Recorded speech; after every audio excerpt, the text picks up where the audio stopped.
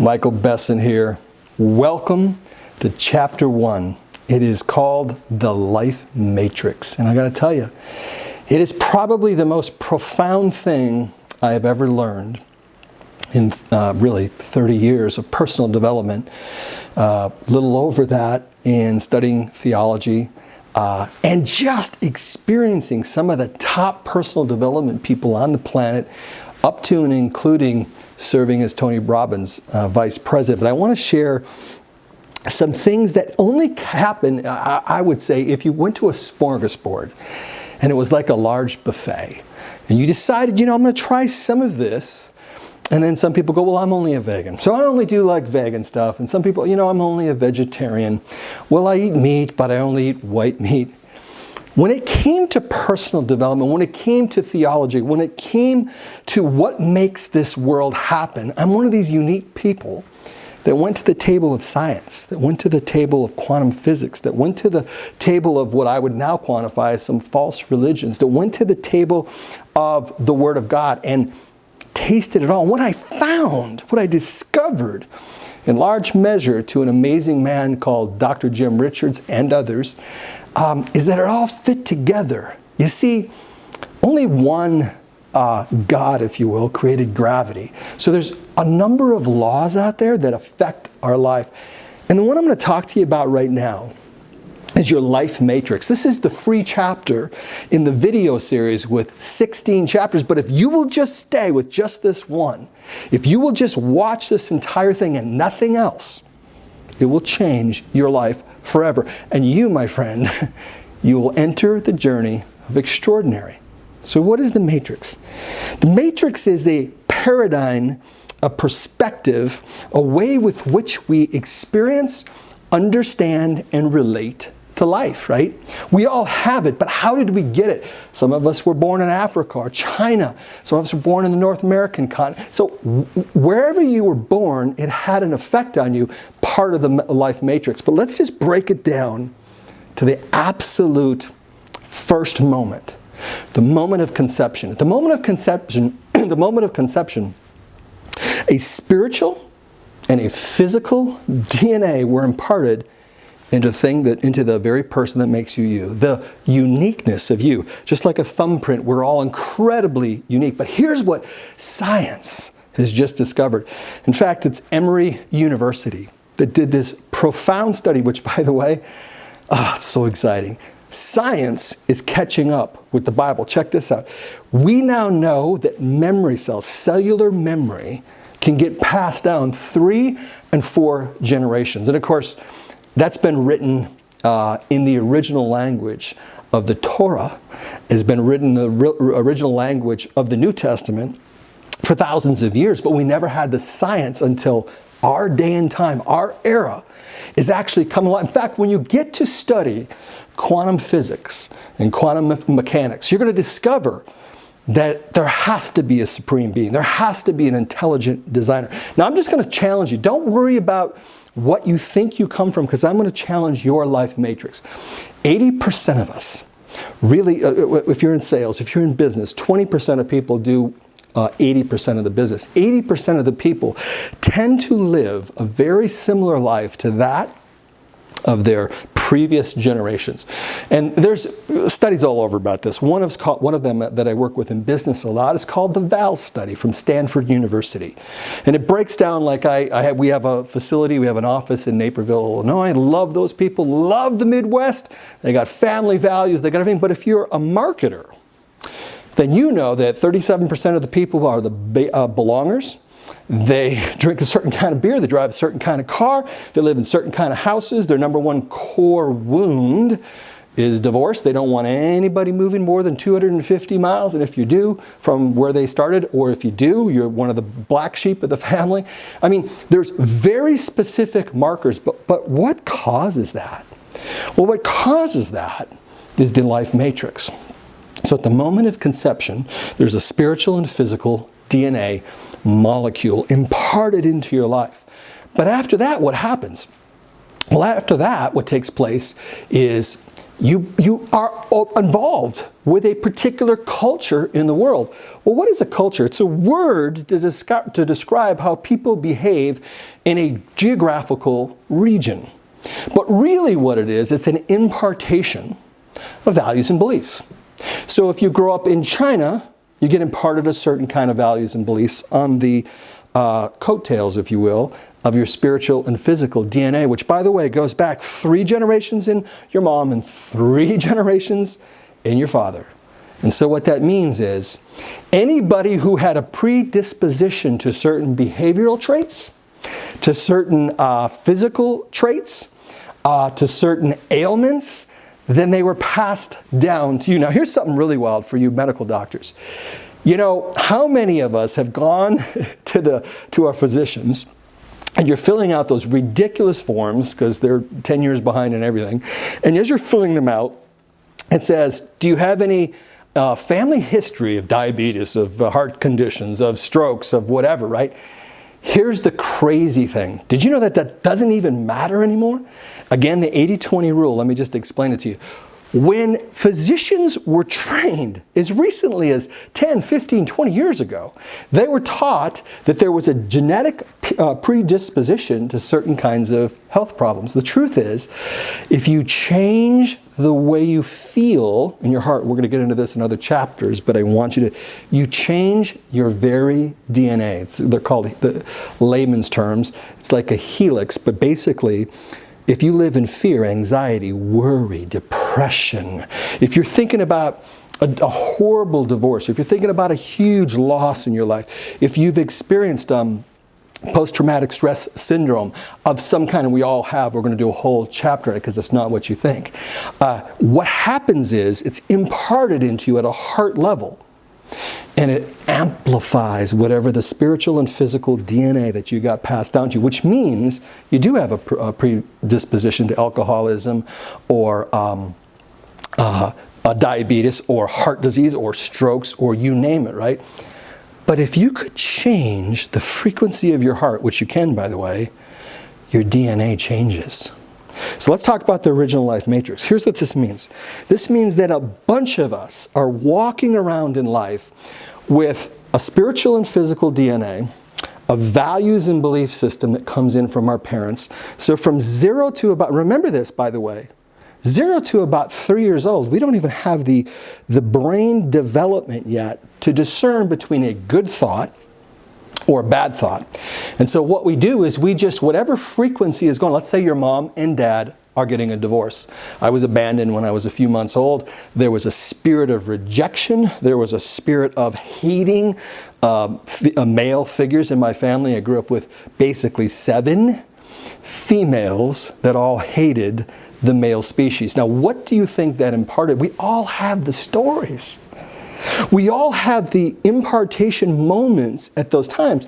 Let's say that your mom and dad had financial problems. Do you know that some people walk around their entire life in lack, in a spirit of poverty, of thinking, there's never going to be enough, when all it is a belief system imparted into what? The original life matrix. So the original life matrix is a spiritual and physical DNA. It is a values and belief system, and then you get older, and what happens? As you're into the grade schools, and you're into junior high school, and you're starting to get peer values and beliefs, probably still influenced by a culture, a particular place that you grew up, right? And then if any time during that time you were told these words, we're X religion, now you're handed a distortion of the reality of God. So if you were born into a family that passed on, I'm not beating up any religion, most people in most religions, not all, some of them want to kill people, most people in most religions have an impartation of a distorted viewpoint of God, which means that your original life matrix is probably a God that's angry at you. It's probably a God that's out to get you. Is a God that's watching you, ready to club you over the head for everything that you do wrong, when really it's a God chasing you to bring you wholeness. And there's a whole bunch of people like me understanding this, imparting it to others, right? So here's what happens with your matrix. We start to go through life, and we get the birth of the DNA and the physical. We get the bucket, I call it the bucket of everything that you ever caught. You're too fat, you're too short, you're not educated enough, you're not born in the right family, and everything you were ever taught. And it becomes your values and beliefs. And these values and beliefs, by time we, kick you out of the house, it's 18 years old time, you're going to go off to the service, or you're going to go off to school, you're going to go off to a trade, or a lot of millennials are staying home, I guess. Whatever it is a paradigm that is cemented into your very soul. And so what will happen is great opportunity will come in 3 areas of your life, for your whole life. Weak levels of opportunity, medium levels of opportunity, extraordinary levels of opportunity, to health, wealth, and relationships. Relationships are falling in love. Relationships are friends. Relationships are siblings, right? Moms and dads. So the 3 areas of life that the matrix is going to deeply affect is your health, your wealth, and your relationships. And here's the bad news. The matrix, you ready? Write this down. If you don't get anything else, write this down. The matrix creates invisible boundaries, thermostats, if you will. When you come into an air-conditioned home, I live out west and we have air conditioning, and y'all in the Midwest, you have a lot of heaters. It hits a certain temperature and it says, that's it, we're shutting the thing down and we're going to turn on the heat. That's it, we're shutting this temperature down, we're going to turn on the air conditioning if you live out west in the hotter climates, right? It's the same thing in your life, man. The original life matrix begins to turn on a switch when you get the job opportunity of a lifetime. When you get a health challenge and a doctor, one of the parts of my story that I'm going to share in different chapters, but I'm going to give it to you here, right, is I had the unfortunate set of circumstances of I was speaking, I walked into my hotel room, and I had a massive stroke. I lost my ability to speak, talk, text, write, the whole thing. 5 days later, I thought I had a ulcer. And as it turns out, I had colon cancer, that the tumor had gotten to the size where it was larger. It was 1 centimeter bigger than a baseball. And it required emergency surgery. And I remember, because I know how this matrix works, I know how we can change the transmissions and completely change a different outcome. I'm going to share with you how I got through that in basically 60 days because of how this works and how I had conditioned my heart in a way that whatever showed up in life, I knew I could now overcome it.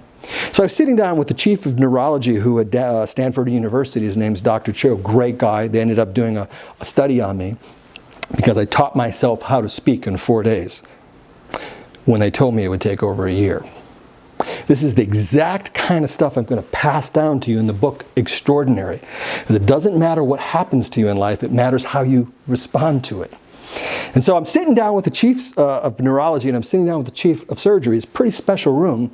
And the chief of neurology says, because you had this kind of stroke, Michael, we can only put you under anesthesia for about 90 minutes. I go, okay, got it. How long is the surgery going to take? As I look over to the chief of surgery.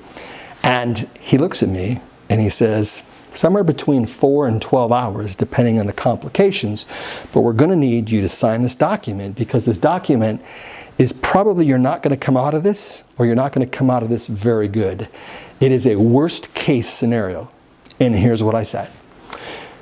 Okay, I got it. Because what I'm doing is I'm responding to life data because I blew my birth matrix away about 2 years earlier. So I no longer live in fear when I hear, I'm a human being, I felt fear. Yeah. But I went, okay, that's not going to serve me.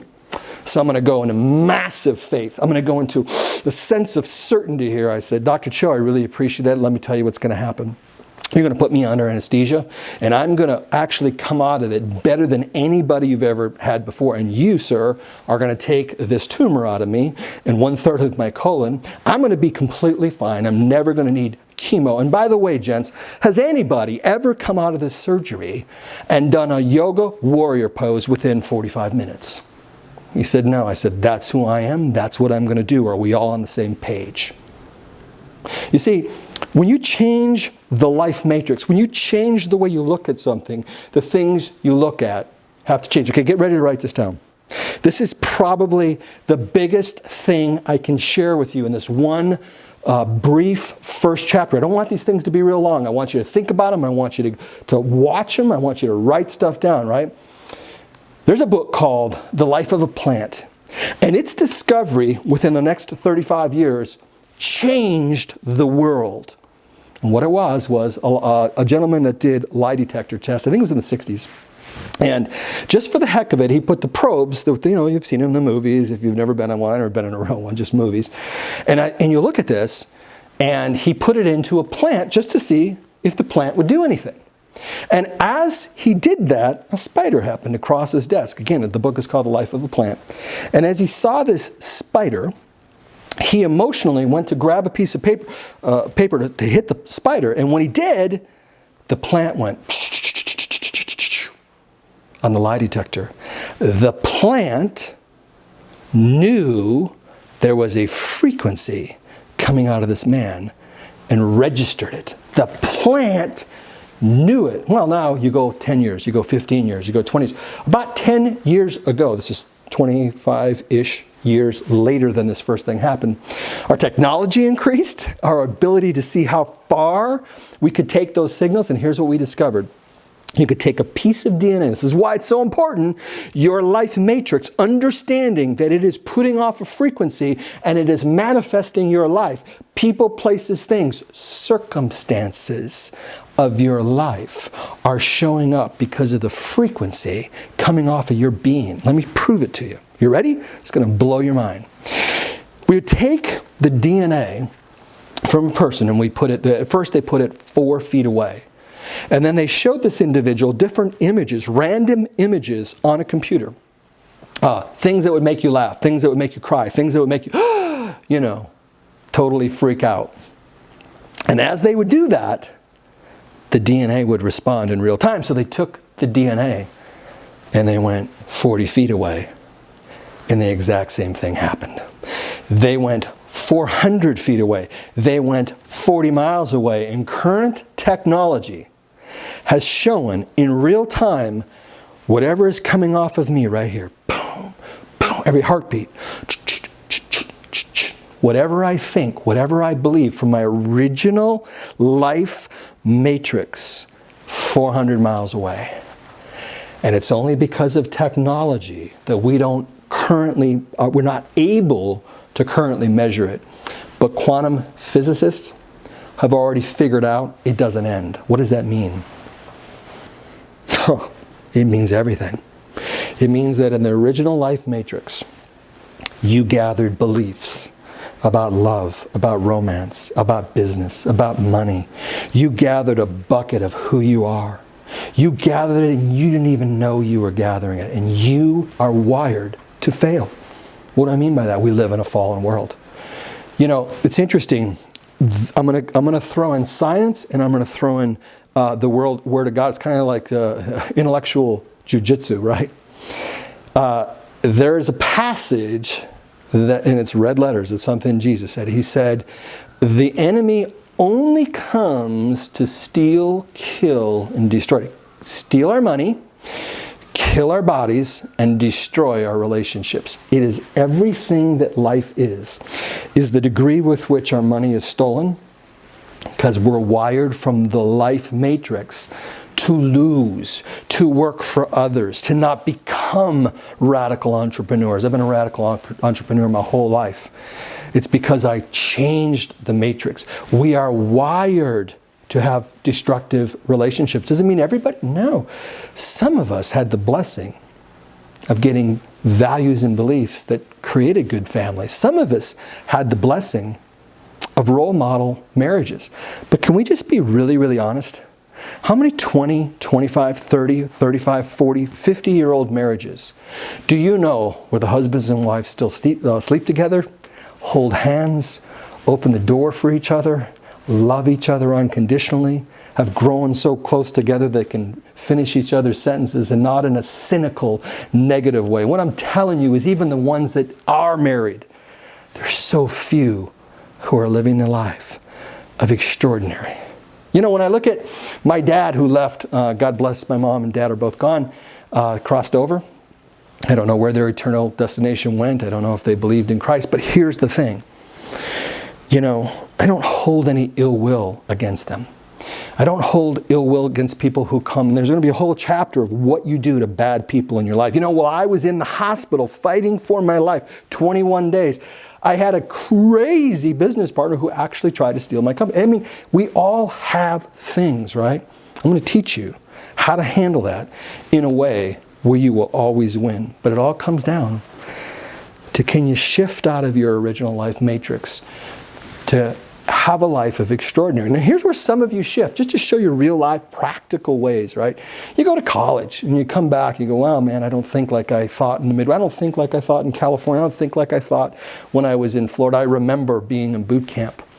I was in the Navy, and I remember, wow, not everybody thinks like a kid that grew up in a bar and a pool hall in Detroit. Not everybody thinks like the thugs that I grew up with. Not everybody thinks that negative thing that I was imparted to. I grew up in a certain place where people were negative, bitter. You had to have people take care of you because you couldn't take care of yourself, so they voted a certain way.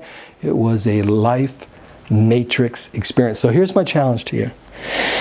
If you can shift out of your life matrix, if you can shift out of the values and beliefs, and I'm talking, it is a profound shift, because the way your life matrix affects you is you wake up with what I want you to write this down.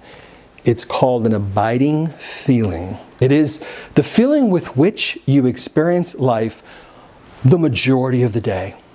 And whatever that frequency is, it's either one of two. It's either faith-based, side, or it's fear-based. It's either, let's call faith love.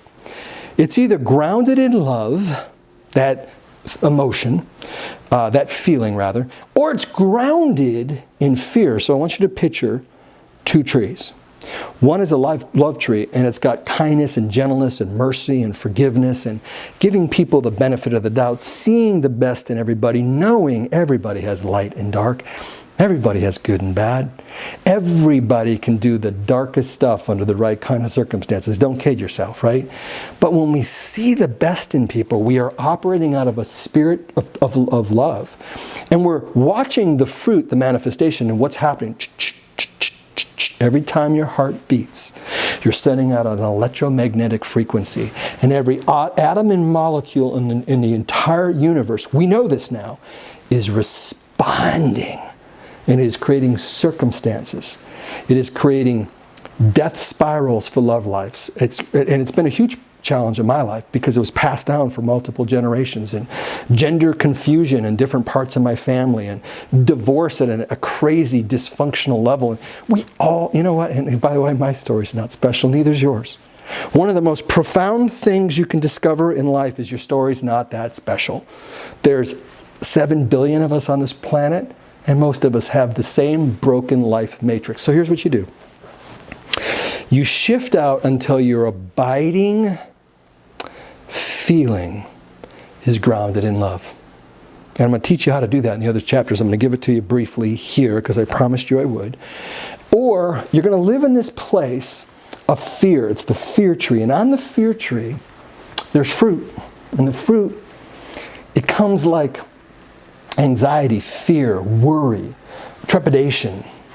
You know, there's always somebody out to get me. I have a lot of single friends right now in my life, and I hear this way too much. There's no good people out there anymore.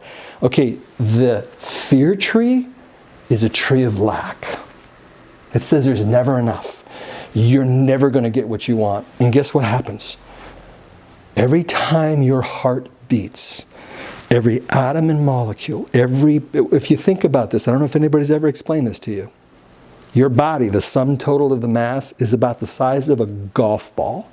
Everything else is energy. In fact, at a subatomic particle, there is no mass. But we could take your entire body, the mass, and we could shrink it to the size of a golf ball. This is what quantum physics, quantum mechanics tells us. Now, what the heck does that mean? It means that energetic transmission of all that fear, all of that lack, is manifesting your life in large measure to your original life matrix. And when you shift over to what I'm going to call the tree of love, right? Where you start to, and this is what you do. I'm going to give you a new word here. It's not a new word. It's an old word. But I'm going to give you a new way of looking at this word. Meditation. New Agers stole it, called it new.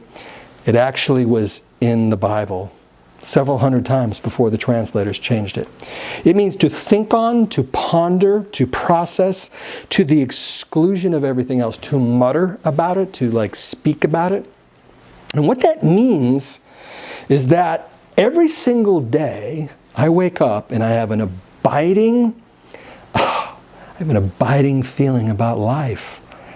And if I live in that place of love, which is at ease, it's just at ease. You know, it's all going to just happen. There's a great new video out called Motivation for 2017, and Jim Carrey is interviewed in it, and he says, you know, I used to be on Prozac, and then I just realized life is good.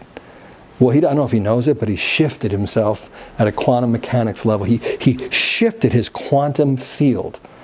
I'm going to give it to you for you faith-based people, because a lot of you guys are hung up, wrongly so, on some of these scientific terms. Let me tell you what I'm talking about. You're supposed to consider it all joy when anything stresses you out at all. It's actually what James 1 actually really means in the original line. Anything that stresses you out, go at ease. Why? Because you shift what God already knew was the quantum field, and you shift your life matrix. So when I meditate on all the goodness of my life. I meditate on the gratefulness of my life. I think about how thankful I am for the things that I have in my life. And I don't live in that tree anymore. Am I a human being? Do I have moments? Do I ever, say the wrong kind of words and scream and cuss? You bet you I do. But I don't live there. I don't live there anymore. And for the first time in my life, I'm manifesting extraordinary friends, extraordinary business, extraordinary problem solving, extraordinary relationships. And every time something, I call this, you'll get used to this term throughout this video series, life data. When life data comes at you and it delivers something you don't like, a bill that you can't pay, a love that you think you lost, when you get to the tree of love and you are at ease, not a state of dis-ease, which is what brings us death. If you're at a state of ease, you know you're always being promoted. No matter what comes up and shows up as if it's not working, it's all good. Everything always works together for the good. Did you know that if you are a believer in God, there's a promise that everything constantly works out for your good? 100%, not 99%. But it doesn't mean anything if you don't believe it at a heart level. There's a huge problem in the Western world. The Western world is this. We are caught up in knowledge. We think knowing something is experiencing something. One of the most profound things that I learned about this little shift that I did is somebody gave me this, it's like a Gideon Bible, Steve Jobs autobiography.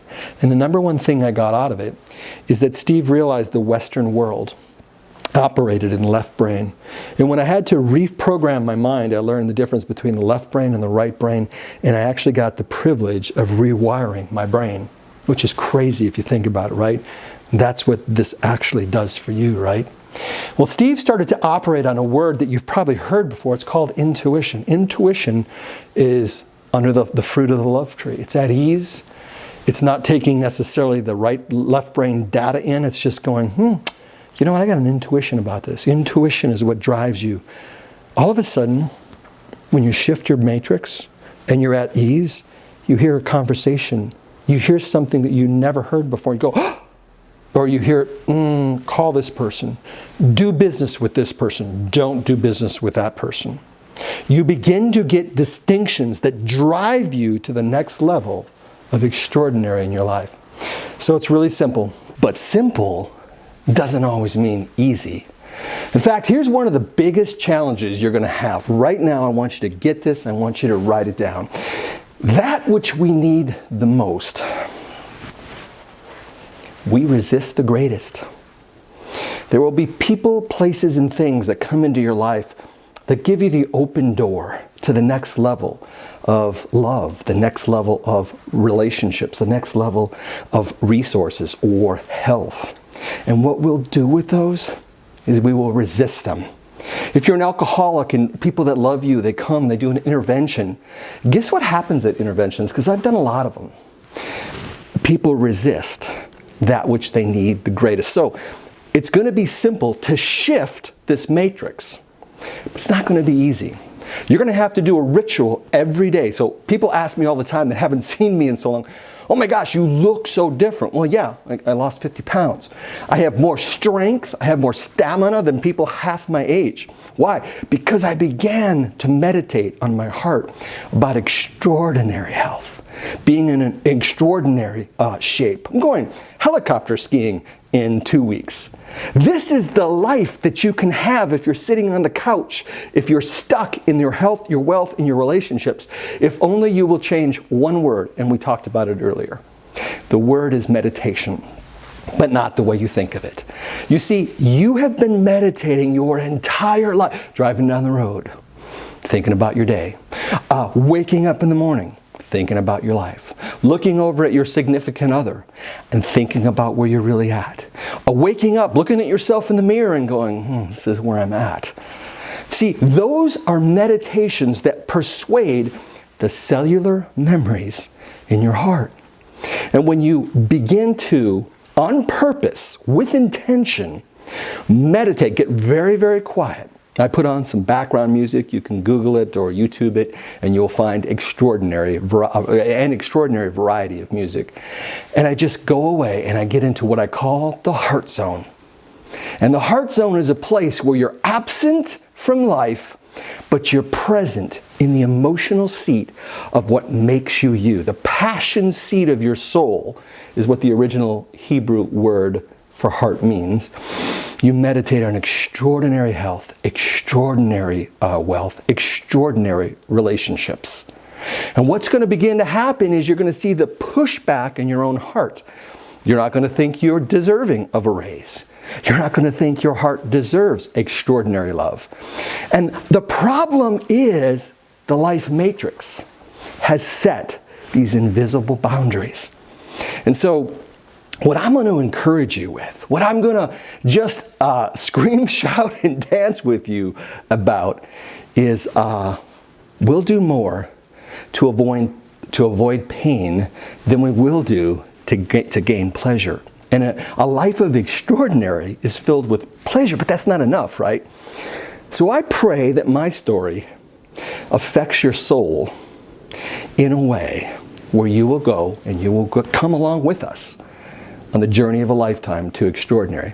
I'm one of the few people in life, few is overstated, I'm sure there's thousands and probably millions, who died and came back. I actually was so ill, I crossed over, I had an amazing experience, and I came back. The reason I have a beard is because that 9-day period of time I was so ill, I couldn't shave. And I decided to grow a beard so the rest of my life I could look at that and I could always remember, you had a second chance at a life of extraordinary. So when you're facing cancer and a stroke and people are asking you to sign documents that say you're not going to make it, and you come out the other side like a warrior towards the mountain of extraordinary, you have the motivation to do this. You have the desire. You have the passion, right? So whether it's your love life, whether it's your finances, where you just want to take it to another level, whether it's your health, where you could be anything at any age, the key is meditating in your heart and seeing yourself as if it had already happened. The Bible calls it seeing the end from the beginning. Quantum physics calls it changing the way you look at something so that the thing that you're looking at literally changes on a subatomic particle level. So here's what this means. If you will daily take time out to create, to manifest. See, we were born co-creators. We were created by a creator to be co-creators. And the sum total of your life's meditations that you didn't even know you were doing every single day of your life has produced the life you have. And God bless you for the areas of your life that you're very content with, that you're very blessed with. But most of us, I dare say almost all, are settling. We're settling for what we picked up in the life matrix. I know people who want to be married and the only family members they've ever seen are their moms and dads who quit sleeping in the same room 25 years ago. I know people like me who have never had role models of extraordinary marriages. I know people who have never seen real wealth of any kind or any kind of financial stability because of their life matrix. And you see, life doesn't matter what happens to us. What matters is how we respond by the meditations of our heart, the focus. Remember what I said earlier? It is focusing on the emotional center of who you are in such a way that everything else just disappears. You do it every time you go into a movie.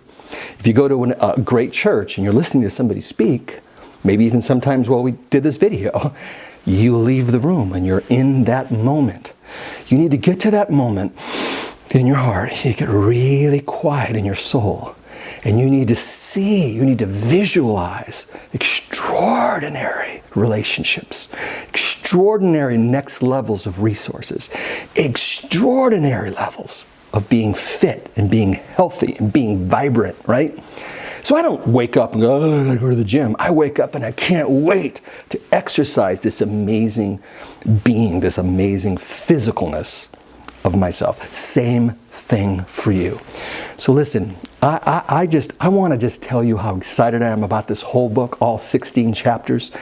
But I want you, if nothing else, to understand the original life matrix. It's so wired into your passion, it's so wired into you emotionally, that every time something shows up that's the next level of extraordinary, you have emotional triggers setting you back.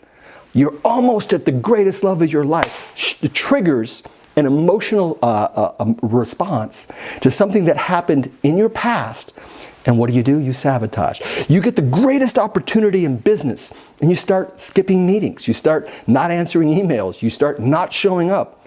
I've seen it over and over. I've life coached thousands, tens of thousands probably by now in audiences and one-on-one and combination. And the patterns are all the same. So let me ask you a question. I'm going to leave you with this thought.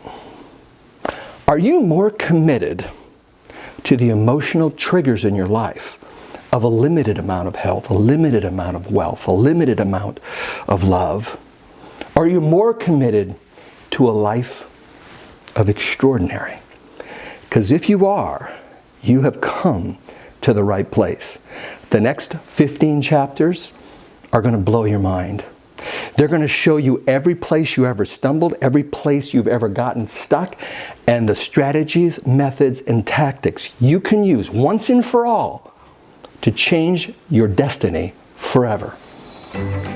I'll see you at the mountain of extraordinary.